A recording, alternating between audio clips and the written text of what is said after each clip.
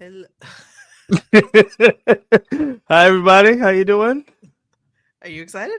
I'm excited. This is Okay. gonna be fun. I You don't can't know even Twyla get like my I hello do. This is off gonna be right. fun. She's a little. She's a little. You'll Why see. are you saying stuff before you're supposed to be saying stuff? Oh, You know what I'm saying? Hi, my bad. everybody. Welcome back to Club PK, It where is we talk banter. about We can talk about whatever we want. the secret lives of PKs in an effort to bridge the gap between PKs and what do we call other people? Regular people? Oh, Regular church. normies. We No, call them church. Yeah, normies. normies, church communities. Welcome back. Let me press my buttons. Like, share, subscribe. Yes, please like, share, subscribe. We know a Uh, lot of you are watching the replay, so yes, it's still okay to like, share, and subscribe. It's okay. please do. It You helps can us a still do lot. it. Helps us out. Our sponsors in particular really love it when we just share, just get the word out. We got a good one today. Today's sponsor, you're not gonna And want to I miss don't it. remember who it is, You are so don't not tell gonna me. want to miss Oh it. wait, I can look. It's just right there. Oh, but you still but you haven't seen the this, commercial though. this is so stupid. Anyway, You were there for the recording, but you haven't so seen the dumb. commercial. So Yeah, this is fun. So this is what's fun for me. I do the editing, so we'll record something, and it's like it's Claire's idea 8 times out of 10. Most of the time, it's her idea, and we'll write the script together. We'll record, but then I'll take it and I'll make it a video. And Claire sees it for the first time on the show, so it's always fun for me to watch her reaction because she'll be remembering what we said, and it was a while ago. It was like I think we made this one. It was like May or something, it's so been it's been a no. while. Life It hadn't life been is that life long, since has then. it? I think it was May. When was I up there? We made it when I was up there. That was June. Julia's graduation. Was that June? I think so. I think it was I May. don't remember. I think it was You the might. end of I May. don't know. Yeah, it's been a minute, so I It's been a definitely while. don't like when I looked at the title.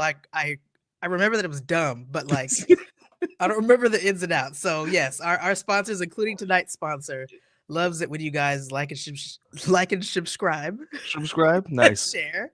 Let me say this right now. I'm sleep deprived. Mm, I'm also on some medication right now because I'm having back issues. So mm. that's not the last time I'm going to slur my words. Also, there's a storm coming and my power has gone out 4 times today. So Wow. I might disappear at some point. I'll try and come back. So if that happens, it's Mother Nature. It's fine.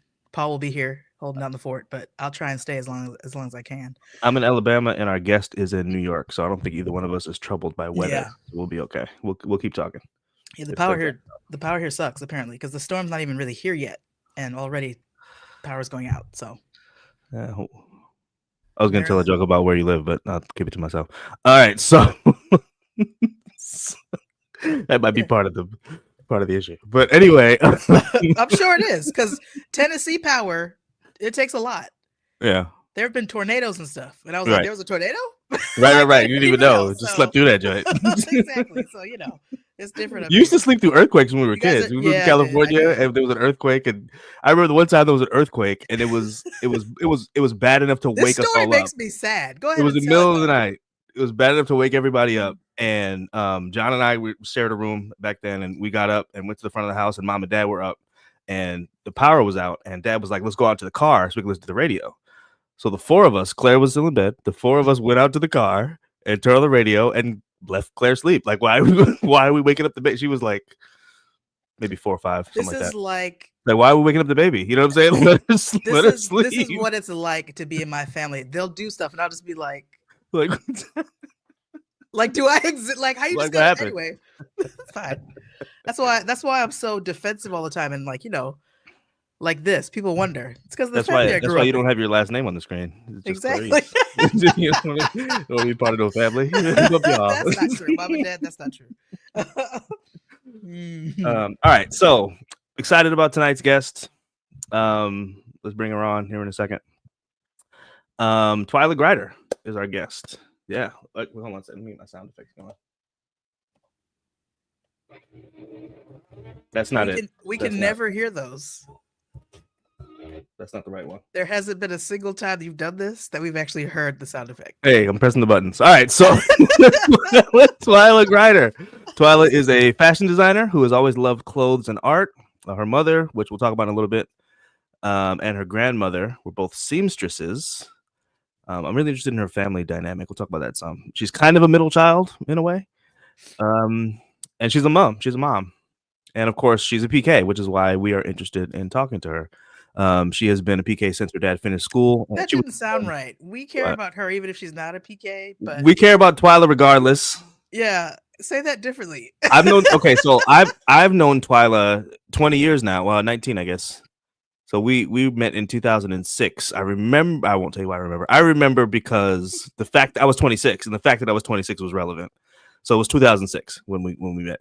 So I've known Twyla 20 years. We don't really keep up that often anymore, but we're still cool. You know what I'm saying? There's no beef. But I met Twyla outside of any church context, so I didn't even know she was a PK. So I like Twyla because she's Twyla, not because she's a PK. So let me clean that up. But the reason she's on the show is because she's a PK. Okay, so she's been a PK since her dad finished school. She said she was born when her dad was in college. So pretty much PK life has been her life. We talked a little bit about her experience as a PK, and it's a little different from ours, which is always interesting. So let's bring her on and get it going, ladies and gentlemen. Twyla Grider. We'll just do our own claps instead of the button, since you can't hear the sound effect is going right now. You can't hear it? No. It's on. It's on. What are you doing? Pressing stuff. Just pressing stuff. Just press I feel like Claire should have control over the buttons. But what I actually want to do is edit video. That's what I want to do. I'm just saying, Paul. But anyway. Twyla, it worked. It doesn't. So it's not my fault. That's okay. Anyways. Let's fair. get started with the questions. No, wait a minute. That's fair. That's it. So that's fair. Let him. I mean, if it's not his fault, then I'm pressing the right buttons. It's just the system doesn't work. I don't have the right component for sound. My device works on video and like the computer. So let's not. Say what? Let's not. Oh wow. Okay. Just a thought, not a sermon, just a thought. Okay. All right. Welcome to the show. Welcome. Thank you. We know you're busy here. A little bit. It's a lot happening. But so you actually said so. Are we? I kind of want to ask a question immediately because she said something. Twyla, you said something in the what's it called when we're not on yet? In the before times. Wow. Before times is what we call Backstage. it now. Yeah, there you go. About you're getting your space together and stuff. And so Paul already said you're a fashion designer. And you said you just come out of a meeting. So my question is and I'm guessing it's a virtual meeting? No. Yeah, so I go to platforms, online retailers, that sort of thing, and I actually have to pitch my line to these people. And so my home is my home / design studio. My poor kid has to live in he has to live in the chaos of it all. But and so I guess it was a week ago, a little over a week ago, I had to go and pitch in New York. So I gathered all my samples up, put it in a trunk, schlepped over to the city, went to Amazon headquarters, talked to the people over there. And then I schlepped all back. And then literally it was one thing after the other until I went to Dallas to see my folks. So I'm literally just getting back in as of yesterday. And so my whole studio looks like a tornado ran through it, but it's okay. It's okay. My question was what happens in these meetings, but you answered that you're pitching your line. Yeah, so my little line is very small. It's new. It's only, I guess it's almost 2 years old, but that's new in this business. And so I've been grateful and honored to know a lot of people and work in different cohorts. And so one of my mentors is the CMO for Amazon Fashion, who owns another company. And so she's been helping me prepare to meet with all of these people to hopefully get my clothing brand Eve into stores. So it's I very hard. hear some sort of movie script in this, Paul. Twyla's life is interesting. Yeah, so go ahead. It's something. That's So, true. so that would be worth talking about. Yeah. Yeah, Twyla's life is interesting. I'm a little. Let's go back a little bit. Let's go back to like childhood and growing up and stuff. I want to talk about that just a little bit. So you said that you have an older brother, Mhm. and you have a younger foster sister, Mhm.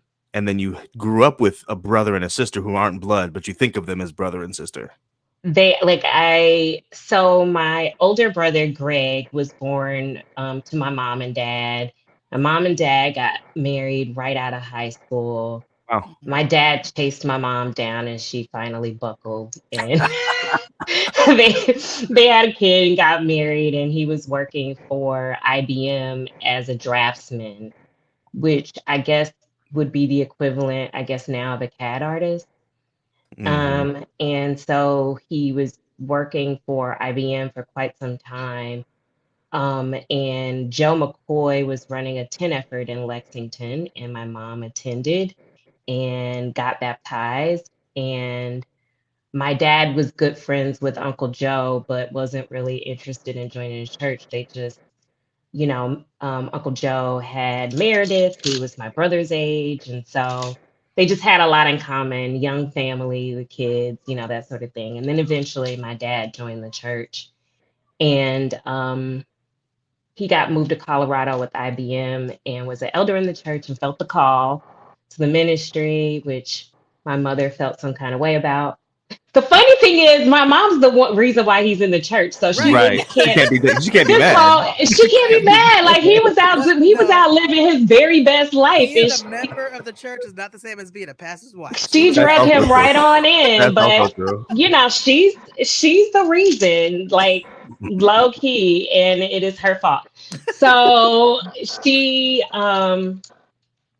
always say whenever she throws shade, we're always like, "Oh, it's your fault." Right. Right. So he went to Oakwood as an older student. And while he was at Oakwood, my mom put him through Oakwood. Nice. And So it's doubly her fault. She paid for it and everything. oh, she paid for it and everything. She's so salty. It's hilarious. And so, and while he was at Oakwood his senior year, I was born. Nice. And so, yeah, that's kind of so. My siblings were picked up as my dad matriculated to different churches. So his very first church was in Greenville, Mississippi. That's where my big sister Sheila is from and grew up. And she was one of these kids who showed up and never left kind of deal. Like I was so young. I think I was like 2. So I don't remember life without my big sister Sheila. Yeah. Like I literally don't remember it. Yeah. My brother's best friend was forever at our house, and I don't remember life without Andre. Like this is for real, and it's funny because his older sister is like, "I'm your sister too," but she was so much older even than him. It's like, oh yeah, absolutely. But Andre literally literally followed us everywhere, every church we went. Like somehow Andre ended up living with us. Wow.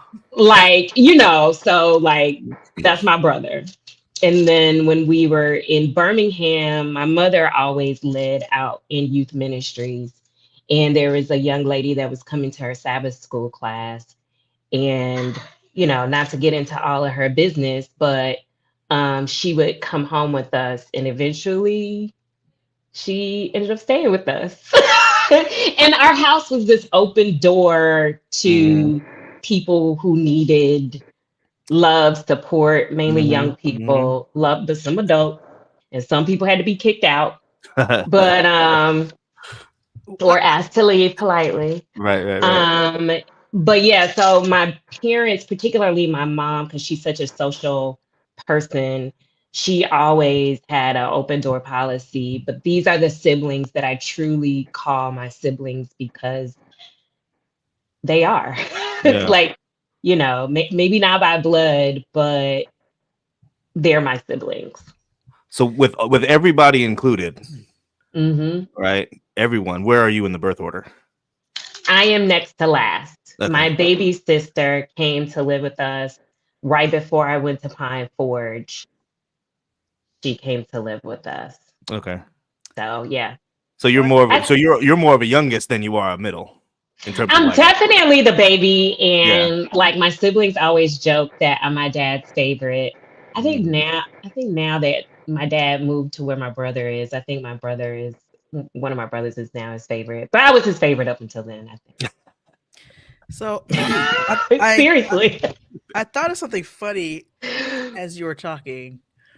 What if your dad, because I think having an open door policy in your home and taking people in is a ministry. For sure.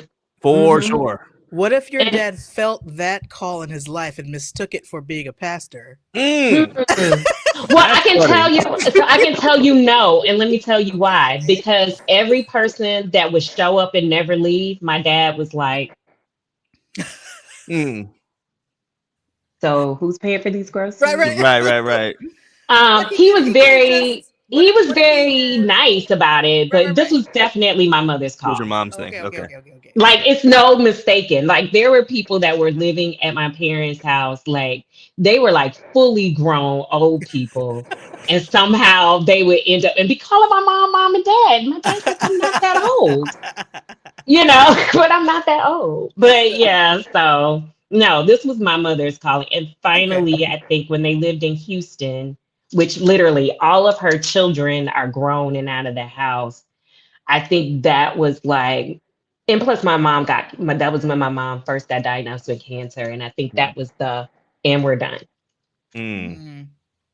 Yeah, that was it. But all my life. That was a funny question, though. Well, I just think it's what if your dad was wrong? It is hilarious. But I'm so certain that my dad wasn't right.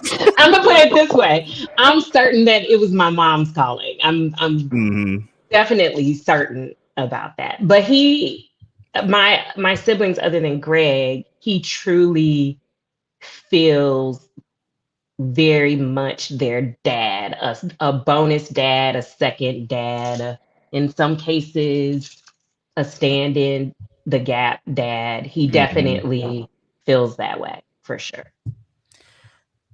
So you said your parents had you when he was in college or his senior year. So your whole life you've been a PK, even though he hasn't. My whole life. My brother hasn't, which is a whole different.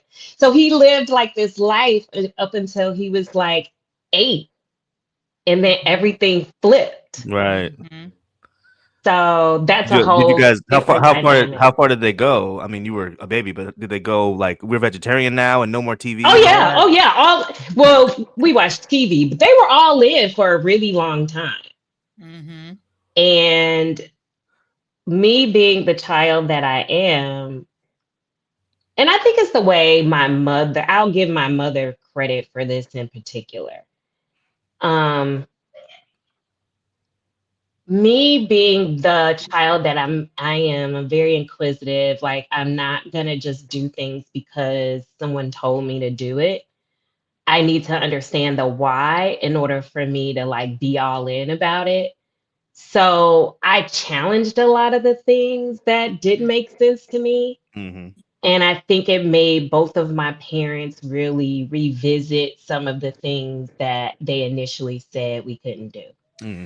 Eddie, does anything stick out to you?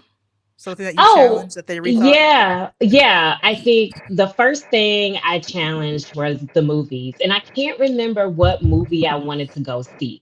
But I just thought the whole thing was dumb that we had to wait until Blockbuster had it. Right. What's the difference? And I was like, so you mean to tell me that building has a bigger screen and really good popcorn, but I have to wait. And at the time, you had to wait like 6 months. It was a long time, yeah. Oh, man.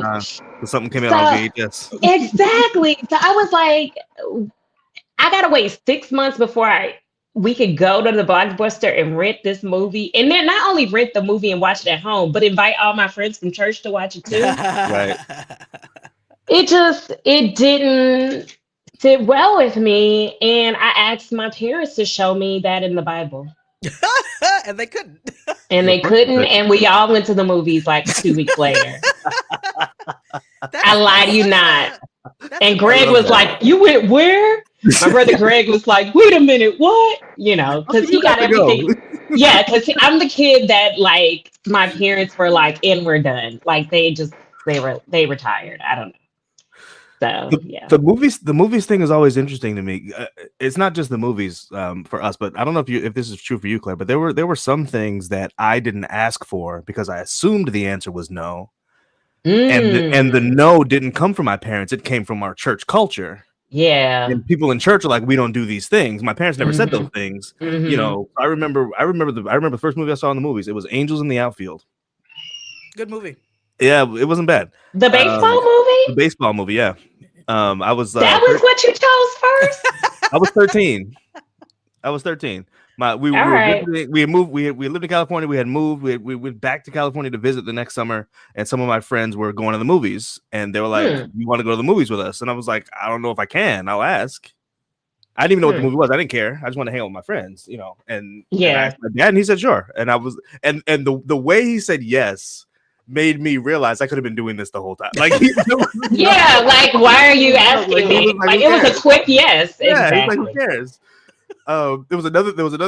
It was similar. Something happened a little bit later. When I got my license, you know, I used to drive. I didn't have a car. I used to drive his car all the time. John was at school, my senior year of high school, and I'd be like, "Hey, I want to go to the thing. Can I borrow the car?" Right? And every time he said yes. So then it got shorter and shorter to the point where I'd be like, "Hey, I'm going to the store." He'd be like, "So?" And I'd be like, like he just why are you care. telling me? Yeah, why are you telling me? Here, Yeah. they're the keys. Why are we talking right now? So anyway, that's what the movies things are like. But again, the point I'm making is that the no didn't come from my parents, and I kind of imposed it on myself. Yeah, no, the no came from my dad. Yeah. It didn't come from my mom, but you have to remember they got indoctrinated into this thing. And my dad was a pastor. So my dad felt like even though there's nothing wrong with this, I don't want it to cause a big uproar if someone sees, like someone saw my uncle who looks a lot like my dad, especially when they were younger. And my family's not Adventist, okay? So my uncle is not Adventist. And my uncle lives in Atlanta, and he was out at a bar with his wife. No.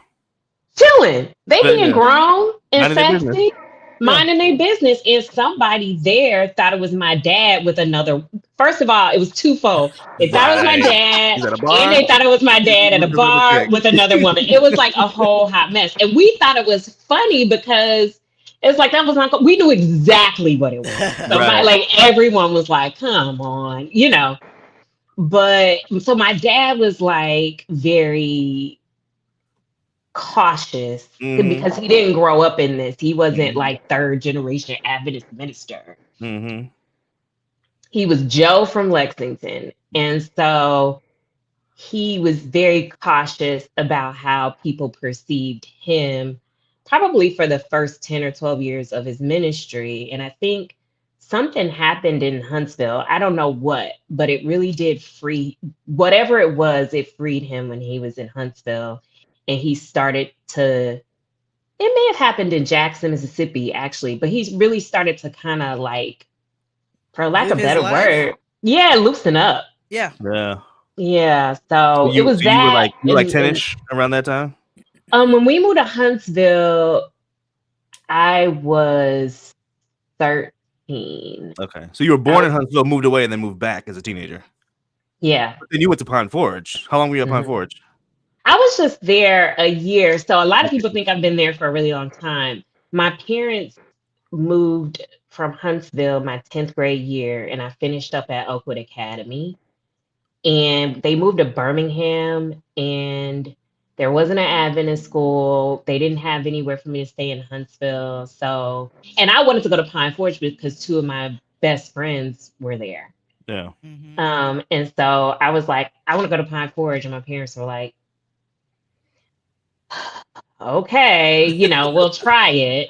And it was fine, and I loved it. I had like a love-hate relationship with Pine Forge, and then I came back to Oakwood Academy because we had some friends of the family that moved to Huntsville, and it was more so like my brother graduated from Oakwood Academy, so this is kind of like legacy, what I should do. But when I came back, it was a horrible year. I probably should have stayed my tail right at Pine Forge, but I don't know. I was a moody teenager. Who knows So, what would have so you happened? don't have a sweater?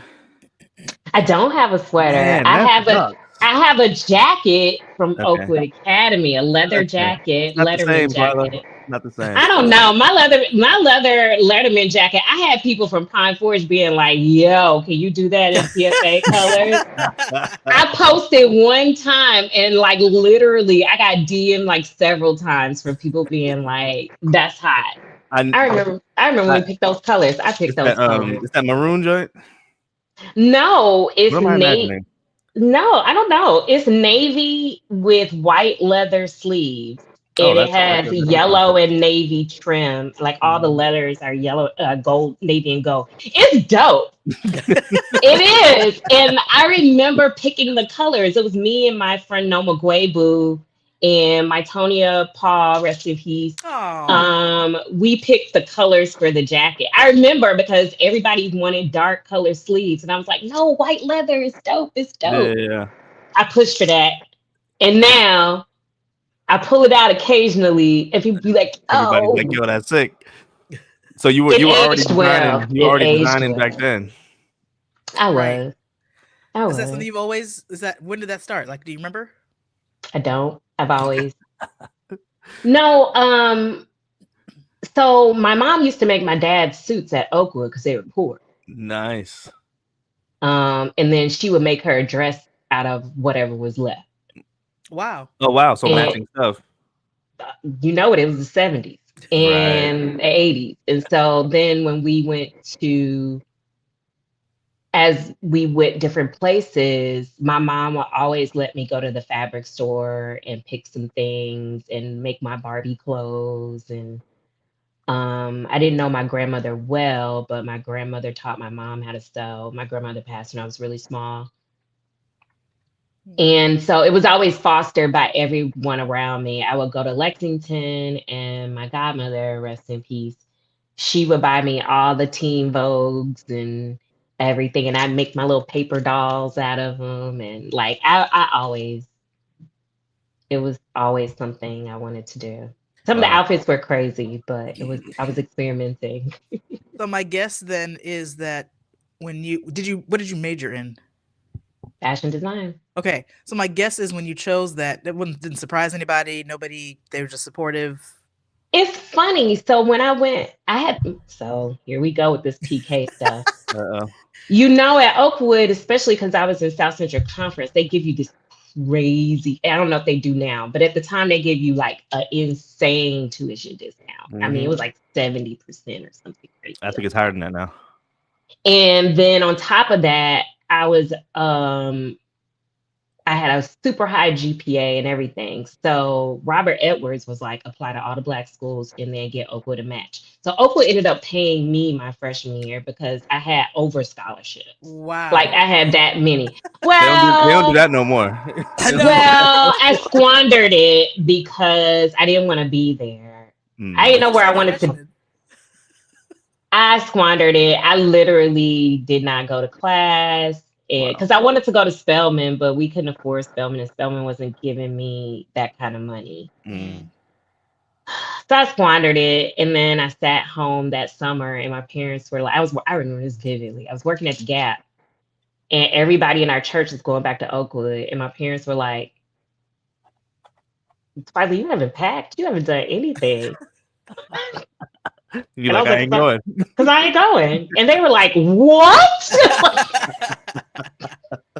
I was like, I'm not going. I want to go to California to go to FITM. And my parents were like, we're not paying for that. And then you packed it with Oakwood. No, I didn't actually. And so what I did was because Oka didn't have my major, and I really just thought it was the 13th grade. And so for me, I had been, I had been in Adventist school my whole life. Yeah.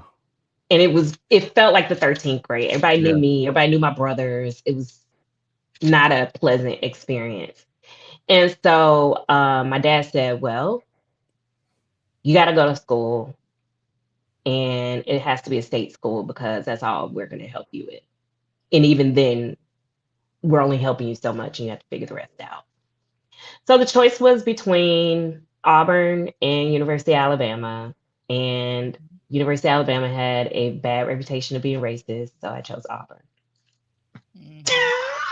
I literally, I went down to the campus and I was like, this is pretty. This will work. And that was it. I must have blocked that out. I forgot. I didn't remember. I don't remember you went to Auburn. I must have. I graduated from Auburn with a degree, a double major in marketing and fashion merchandising. Wow. We have to take fashion merchandising. We have to take a commercial break. We're actually 2 minutes late, but I've been to Auburn once. My cousin Jeremy graduated from Auburn, and Where you go? I wore as much crimson as I possibly could. I actually had a new blazer made, and it was crimson. It's a custom blazer. I've only worn it like 3 times. It was so worth it. So worth it. That's what I had it made for. I had it made for that. I ain't even gonna tell you what's in my head right now. It's not appropriate for your beautiful podcast. All right, we're gonna take a quick commercial break, and we'll be right back with Twyla.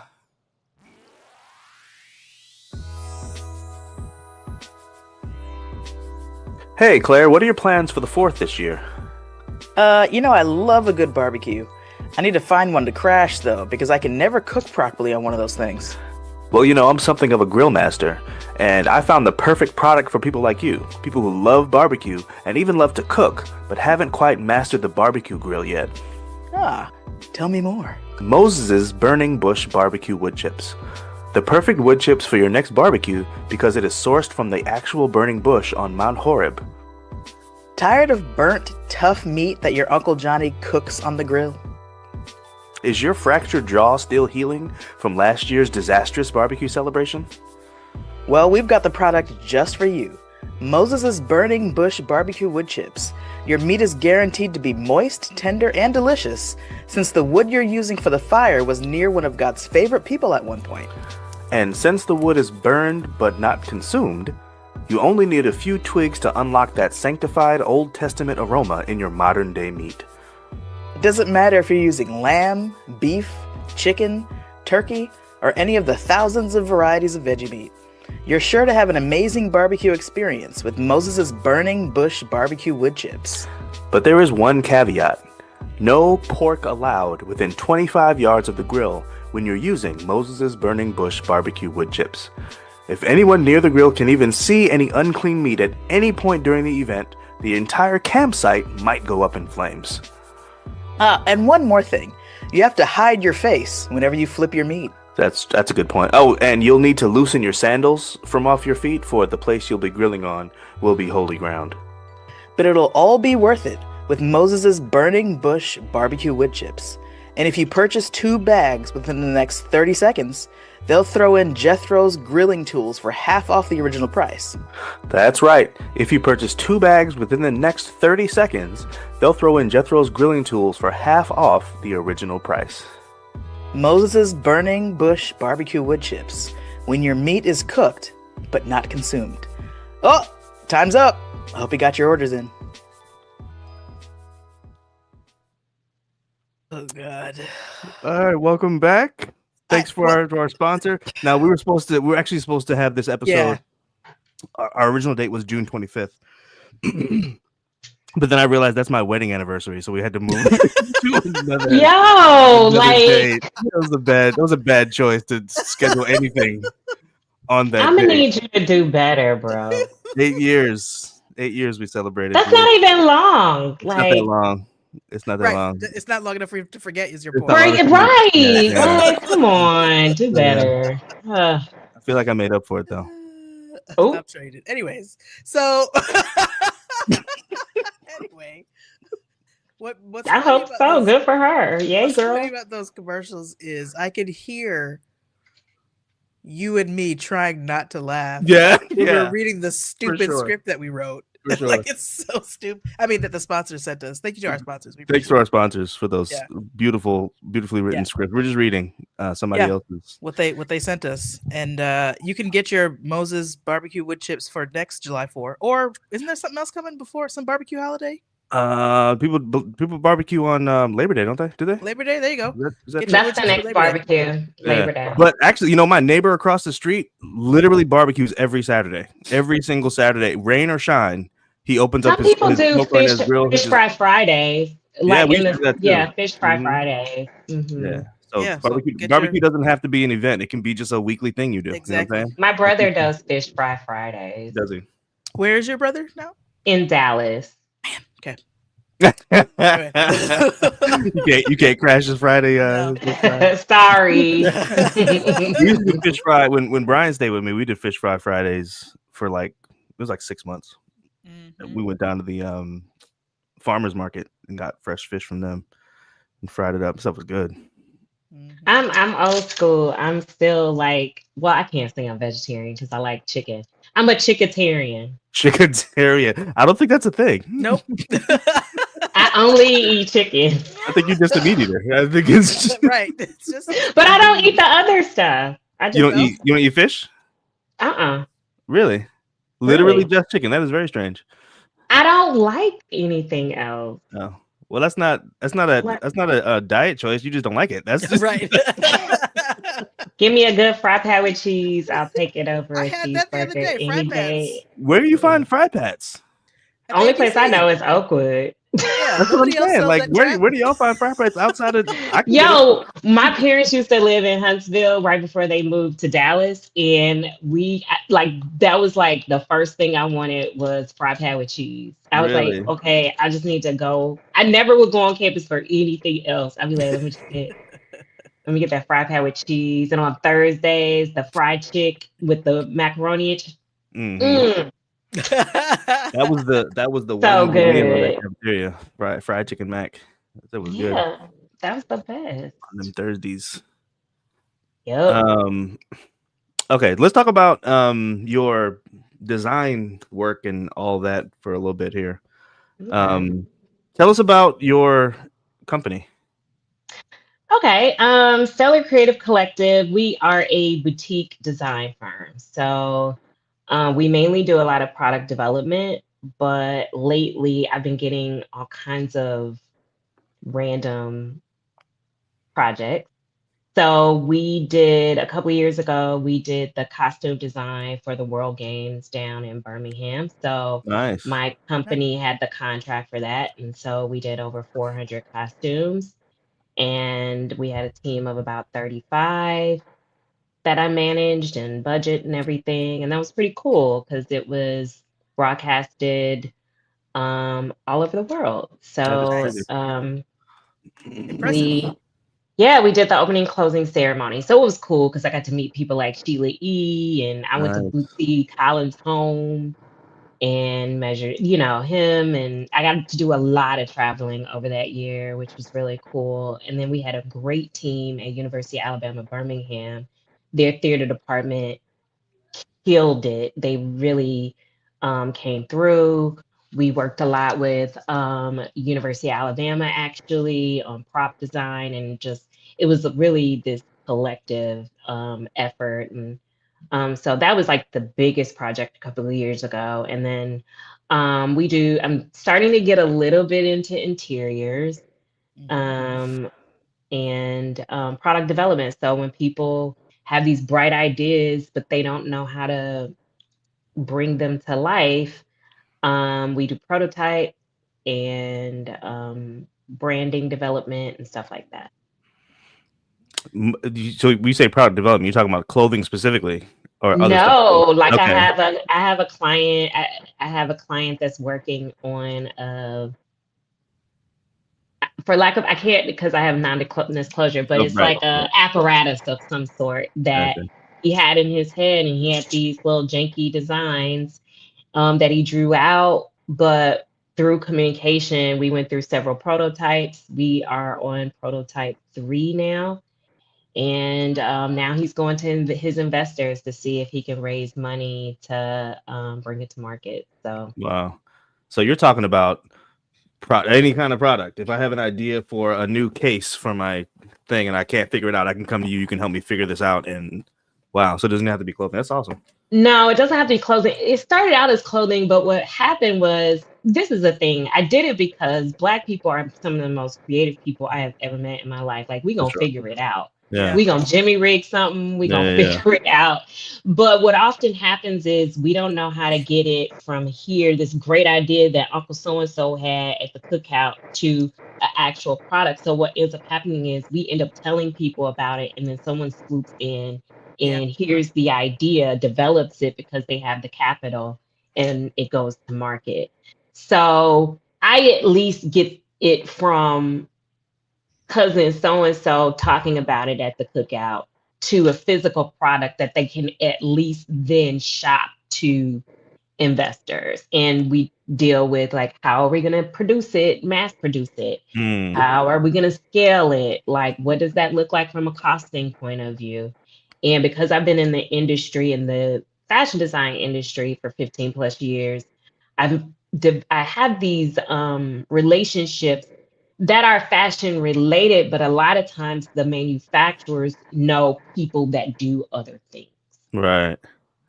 It's just leveraging relationships, just building your It's network. basic. That's basically, I'm using my network. Artists, manufacturers, local and abroad. I have a great partnership with a company over in India. I do a lot of things with them. Hopefully, I'll be in India this September, Nice. working for a client over there. So I don't think you answered this question. If I have an idea, how does someone get in touch with you if they want to actually Sure. do this? Sure. I have an Instagram page at Stellar Creative Collective. They can always DM me. I took the website down right before World Games because there were all this copyright stuff happening. And then so now I have to get it back up. But they can DM me there. They can email me, Twyla.Grider at Stellar Creative Collective. Doing banners, And What'd you say, huh? Paul? You're making banners for these things? No, I wasn't, but I can. Yeah. Yeah, they can DM me or email me. I'm pretty good. I'm actually better at emailing than DMing because I'm old. But I was actually because I hit you up via Facebook. We hadn't spoken. And the funny thing is, Probably a I'm decade. never on Facebook. You caught me, like, it was like one moment in time. It was like literally this small window. I'm never on Facebook. Yeah. But yeah. And I figured that I was like, this is all I have. Let me just see what happens, Nah, it's all good. Yeah. But yeah, Instagram. Is this right? Yeah, that's it. Okay. There you go. Yeah, in any of those two, I'm more on Instagram than I am on Facebook. Usually whatever's on Facebook is because I've just connected it to my Instagram. But if you want to get like a quick response, email me, and I'm really good about that because I usually will get back to you within 48 hours to say, okay, let's talk about it, or we'll do a 15-minute consult. So, yep. Nice. So what about tell me about your line? So, Eve by Twilight is a women's contemporary brand. And one of the things that we hold dear is we're for modern women, we're size inclusive. So a lot of the things go up to size 18. We only use natural fibers. So no plastic, so no polyester, none of that stuff. And it came out of me really looking for clothes that I felt comfortable in, and that I didn't want to do any harm by wearing clothes that aren't breathable. But also, when we discard the clothes, they would break down. So by using natural fibers, I don't really have to think about once we discard this dress and it goes into a landfill somewhere, it's not going to decompose. It absolutely is going to decompose because Right. it's cotton Right. or it's real leather, not Yeah. vegan leather that's plastic. So skin decomposes. Right. It's silk, so it's it decomposes. So those were the two things that I wanted to hold dear. And as I kind of started more and more, I realized there was a need for a true American sportswear line that was easy and you didn't really have to like, how you see like all these really fashionable Instagram girls and you're like, that looks cute on her, but can I wear it? Like, I just wanted clothes that people could actually wear that was, I call it wearable luxury. Like a lot of these luxury brands, a lot of their stuff, if you look in the tags, it's like polyester and you pay $500 for a polyester shirt. I want you to be able to wear it. I want the gals in their 40s that are peri and post and more. I want them to be able to sweat and not stink. Right. I want them to feel the breeze and the breeze actually hits their body. Right. Like, so just all of those things I was thinking about because those were things that I was looking for. And I was looking for things that were under $500. Like, can I get that and it not be first month's and last month's rent and security deposit? Okay. and it just be within my budget. And so I couldn't find it, so I made it. Wow. It sounds like you've made a lot of connections along the way. I'm guessing you have a large network of people that you can call for certain things. And I'm wondering how that started, because I know sometimes being a part of the Adventist church can be really useful depending on who you know. Because there's Adventists everywhere. And also what industry you're in. So I'm wondering if your PK-ness helped you at all when you were starting to make these connections and starting to network, or was it just you grinding and you just it wasn't, I'll say this, it wasn't me grinding, but it was not my PK-ness. We as Black people, as Adventists, we're always ready to be like, rah, rah, rah, we support. But then when it's time to support, we don't support. Now, I will say one of my angel investors is a family friend who happened to be Adventist, but the other next largest investor, other than my family, I met at Auburn. Yeah. He was in one of my classes at Auburn. So I would say my connection being a PK, that wasn't it. It was me working in the industry for 15 years and networking and meeting people and going to the thing that I didn't want to go to meet the people, to meet the other people. Because although I sit here and kiki with you guys, when I get out into that real world, I'm actually really shy. And I'm very much, I don't want to say I'm a wallflower, but it is a very intimidating thing to this day. And I've been doing it for 15 years. Would you call yourself an introvert? I am. I am. And no one believes that of me except for the person that I'm dating. He totally believes it because he's not an introvert. But you'll be like, I don't want to do that. Like, well, he's a homebody, but not an introvert. Oh, like if he's out with the people, I don't have to babysit him at all. He's like, he's meeting the people and greeting the people and doing the things, and I'm like. So yeah. So your PK-ness didn't help, but it didn't get in the way either. It didn't get in the way because what people in my industry, no one cares. Correct. It's like, so who cares? I wish it was like that everywhere. It's the narrative, and I've built it into my story for sure. Like I had someone interview me to write my bio, and they were like, "Wow, that's really interesting. You come from the South, like, and you're a pastor's kid. Like, how restrictive was that?"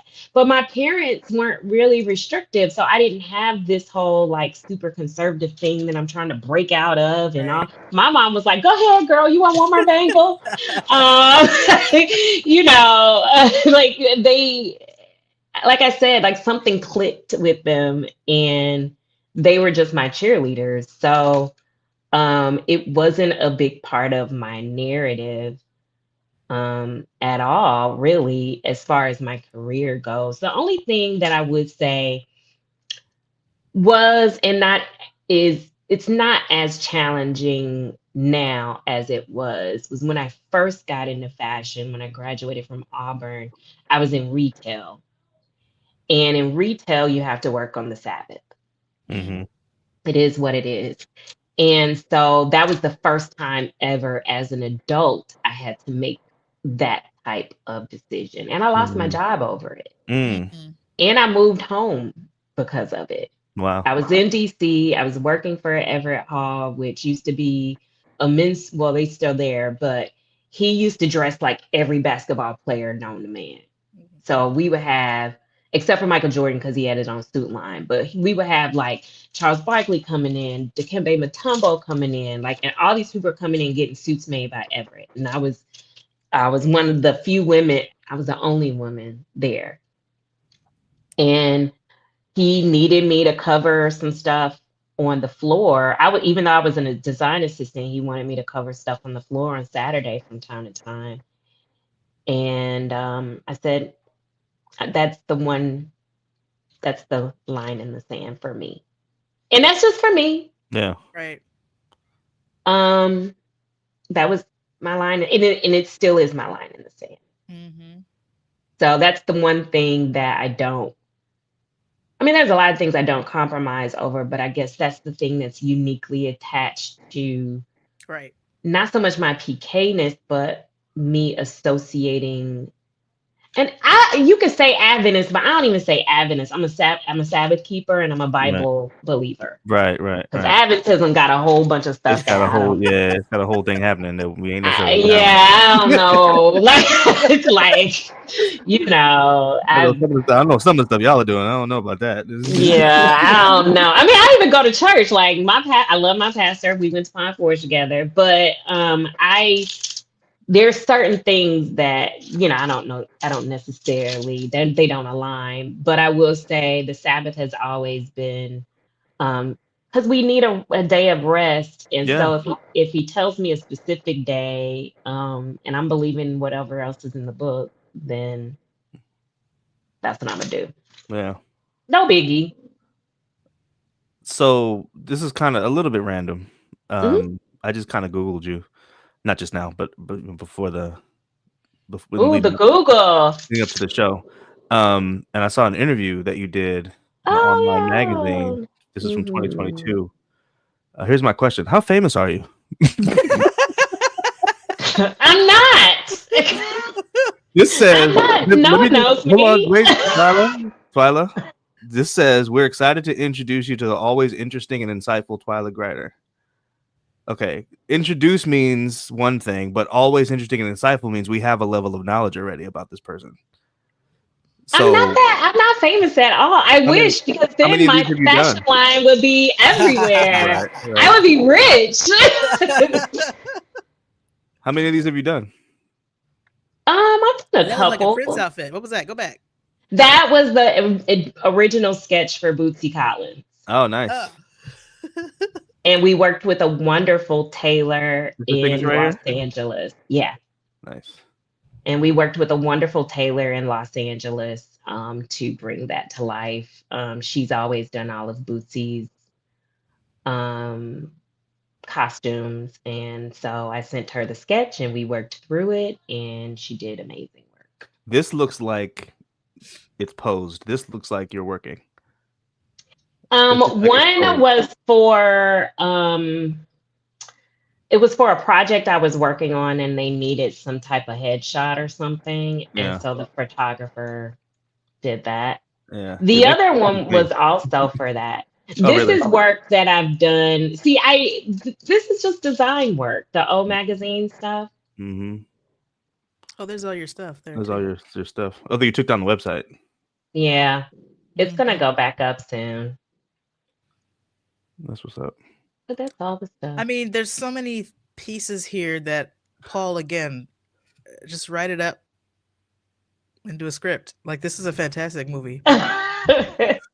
And Paul was right. You have a very interesting life, and um, you look happy. You do. You look like you're enjoying yourself. Yeah, you look like you're enjoying yourself. I do enjoy myself. So this is the thing, in full transparency. So prior to, not even prior to the pandemic, during the pandemic, I was so scared here in New York because Mm. people were like right before they shut New York down, my colleague in Hong Kong was like, "Yo, you're still there?" And I was like, "Wait, what?" And he's like, "Go home." And like this is literally the conversation we had. And so I came back to my office at the time was in Midtown, and I told my associate designer, I said, "We're going home." And he's like, "Did they announce it?" And I said, "No, I'm just making the decision." And so then I go to my VP and I was like, "I'm going home." And she was like, "Home meaning Union City?" And I was like, "Oh no, home, Alabama." Yeah. And she was like, "What?" I was like, I have at the time Maxwell was like 8. I was like, "I have a son. I can't, I have elderly parent. Like I can't play around, but I've already talked to IT. We're ready to go home." So we literally took a day to set my computer up, to set my associate designer's computer up. We took pictures of everything. We packed things in boxes and I shipped them to Huntsville and Mm.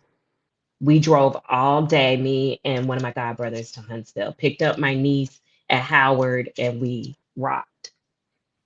And I was there for 3 months working. And while I was there, I was for the first time so happy Mm. Mm. because my son was doing virtual school next to me. My parents were there and we had Taco Tuesdays and we were cooking and hiking and doing all the things. My sister lived down the street with her daughter. And so my son got to hang with his cousin like every day. And I came back and when they opened everything up, the hustle, Mm-hmm. I didn't even know I was hustling like that. I was getting Yeah. home at like 7. My son, like we're eating late. I'm taking him. It was too much. Yeah. And I had to make a decision. Um, do I step on faith? Now, the World Games contract was kind of in the works at the time, but the ink wasn't Mhm. on the paper. And so I really thought about it. I started dating my now boyfriend, and we talked about it. And I talked to my brother, who's always been a guiding light, and then I prayed about it. And I was talking to this lady who was like a coach, and she goes, "What's keeping you from doing it?" I Mm. was like, "I got a whole kid to take care of.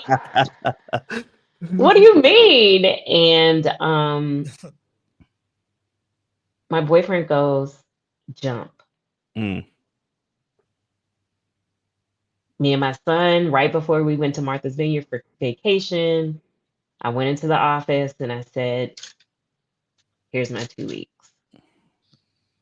And the conversation we had today with me and my son in the car, we were going to pick up my godson to go to the pool. And I go, "Maxwell, what do you think? How do you think we'd still be close if mommy stayed working in New York at the rate?" He was like, "I don't think so." Hmm. Wow. So even though I'm exhausted, I wake up at 5 and I go to bed at midnight and I do the things and um God every day shows me he's gonna sustain it. And every day I pray, God, do you want me to go back and get a real job? I'm for real. I be applying all the time. It's like a no, no, no, no, Wow. no, no, no. Wow. And I'm like, but that money was good. We went to Martha's Vineyard on that money. But he has work for me to do elsewhere, so that's what I do. I can't volunteer at my church and clean it up and fix up the nursery if I'm working 60 hours a week. I can't pour into my son and all his artistic endeavors if I'm working 60 hours a week. At least there. Here, I could fit it in. There, I'm on their clock. That to me, I love that. That to me is kind of what I think of when I think of the the text that talks about the peace that passes all understanding. I listen, because I don't understand. Situation, your situation isn't really peaceful, but your peace is you have an inner peace. There's just a sense of there's something that comes along with doing what God tells you to do, right? And it's like I'm just so secure in whatever else happens because I'm not always secure. Sometimes I'm clapping back. Like I would say, I'm a brat. Like I'm like, really, this is what we're doing. So you're telling me I can't go to Martha's Vineyard next week because so you're telling me, me and God be having whole real conversations. He's probably like, this girl. That's relationship, conversations, exactly. relationship. And so I'm happy in general, right? I have everything I need. My son is healthy. I have a beautiful relationship. My parents I have a beautiful family. My parents are taken care of. Like, I have everything I need. So, what I try to do is, even when it's not looking exactly how I wish it would, sometimes I got to sit down, feel how I feel, get back up, and say, all right, well,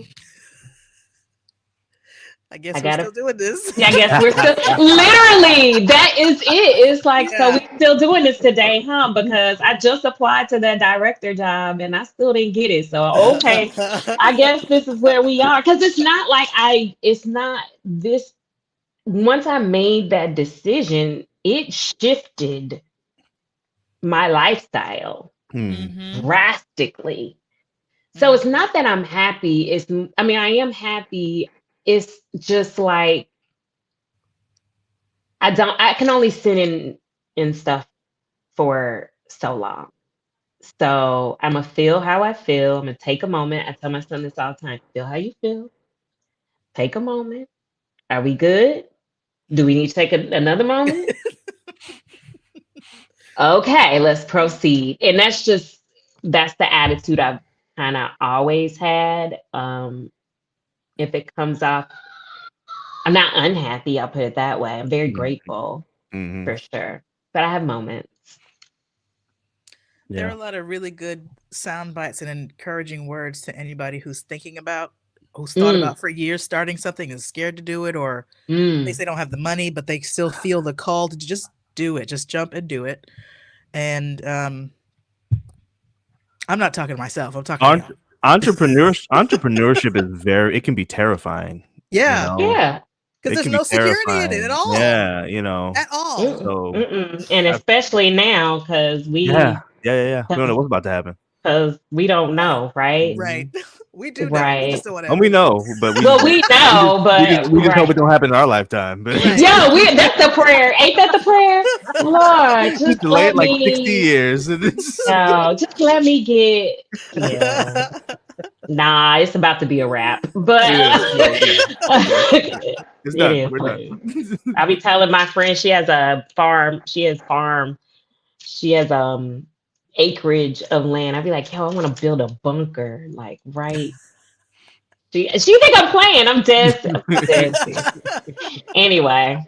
You got the space. Come on. Right, exactly. I mean. All right. We are about out of time. Yeah.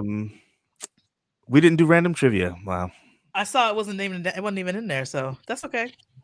I forgot. I forgot to That's write a no question. problem. Okay, so I guess we're not doing random trivia today. It was We'll still better, spare you. Paul. Let me put We'll this spare back you the up random here. trivia. Better, Paul. I guess we start. We end where we started. How were you admonishing me for my terrible? If you guys This is need what a- we do. This is what we Right. do. That's it. That's if you it. guys need a product developer for that idea that you've been scared to start, here's Twyla's information. Yep. Reach out to her. You still do film television stuff? I haven't in a while, but I'm definitely open to it. It's a space that I've always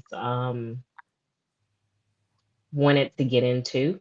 Okay, good. I got a movie coming. Let's do it. We gonna chat. My son is an actor. You told me that. Ooh. Yeah, you told me that. See, that's How what old are you? mama's got to do. 13? He is for real. He's like in a fine arts school. That's like Nice. No, how old is he? he's 12. 12. Okay, I was thinking 13. Okay. How He'll tall be is he? 13 in September. He's 5'2", 5'3". Okay. Is he built like his mom or his dad? He like football player. Yeah, like yeah. He's He solid. broad. Yeah, Yeah. he's solid. He a big boy. Okay, we're gonna chat. We're gonna chat. You got my hit you info. I do. I'm gonna hit you up. Thank you so much for Thank giving you. Taking time out of your busy schedule. Yeah, thank your son too for Letting us borrow you. He is not paying any attention at all. They are in there on that Nintendo Switch living their best life. You got the Switch 2 or the Switch 1? He has to switch one. Listen, I'm an entrepreneur. Who got money Thank for you. all of Thank that? you. That's Thank too you. money, right? And the one is fine. No, he makes his own money. He Nice. he a hustler. So if he wants it, he can go get it. That's how we do in this house. He does, like, for real. He sells sneakers, sweatshirt. Like he Nice. he gonna be okay. All right. I'm gonna put you backstage. If you can hang out for a minute, we're gonna end and come talk to you for a quick second. Sure. All right, cool. Thanks Another quick again. commercial. We'll be right back. And thanks, Twyla. And we'll be right back.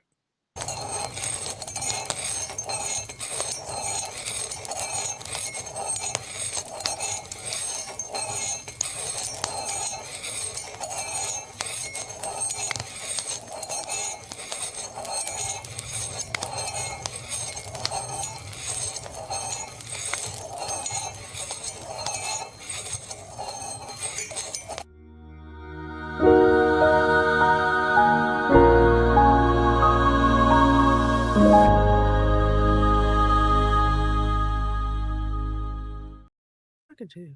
I told you she was interesting. Very, very interesting. That was very interesting. And there's a lot of things we didn't get to talk about that I wanted to ask, but time is the thing. But I know. Well, see, I know so little about her work, the kind of work that she does. I know nothing about fashion and design and drawing. I don't know anything about any of that. My creativity is pretty much words and visuals. So I don't know. The rest of that stuff I really don't know. So it's kind of wanted her to just talk for a while, which she did, because I don't even know what to ask. Like, I just want to hear about it. You know what I mean? So yeah. But that was cool. That was fun. By the way, I always kind of feel the need to explain that commercial a little bit, because I was thinking the same thing as it was happening. So it's a reference to the Get Out movie, which is old at this point. And Paul and I are, this is so stupid. This was my idea. This is the one I know this was mine. Paul and I are blinking in Morse code the letters GIAP, which is God is a Person, which is the title of our book, which, by the way, let me put this here. So the title of our book is God is a Person, GIAP. We're Morse code blinking that in that commercial, trying to basically hypnotise you into buying it. That was the idea. The sound effect too. We're trying to like an So Inception thing, right? Yeah. Just that's what that was. Totally Claire's idea. One of those jokes that no one will ever get. Like no one is ever gonna know what we we're have doing. to explain that every time. Have to. But it's funny to us. So that's enough. Yeah, hilarious. I laugh every time. And I want to remind you guys that our first commercial is a joke. There are no Moses' Burning Bush barbecue with chips. It doesn't exist. Our second commercial is not a joke. There is a book. It's funny, but it's series not a of joke. books. God is a Person, to help you develop a relationship with a person. We talk about this in the introduction of the book. We deliberately don't use any man-made structure to help explain or help understand who God is. We use the Bible as our primary source, and that's it. We're not using religious culture. We're not using whatever, any of that other stuff. So we tried our let's say we tried to do it that way. Yeah, we tried our best not to let those, because we have those blinders because we grew up in a religion. Right. So we have those things, but we tried our best to kind of move them aside and just look at what the Bible says about the person of God. So that's what the book is. Yeah. All right. The end. Thanks everybody for watching. Thanks everyone. Thanks to our guest again, Twyla Grider. That was great. We'll see her work on the big screen hopefully once I get this movie going. I'm gonna hit her up for sure. Because her stuff is dope. Like the clothes. Go check out our website. Check out About Eve. We put the website is. I made a banner for it. There's the website there. There you go. Eve by I thought Twilight. she said it wouldn't. Twilight. That's her. Okay. Not About Eve. Eve by Twilight. Okay. I'm looking at the About page on her Eve, but okay. Anyway. Okay. Thanks everybody. Check it out. Thanks guys. See you next time. Bye. Peace.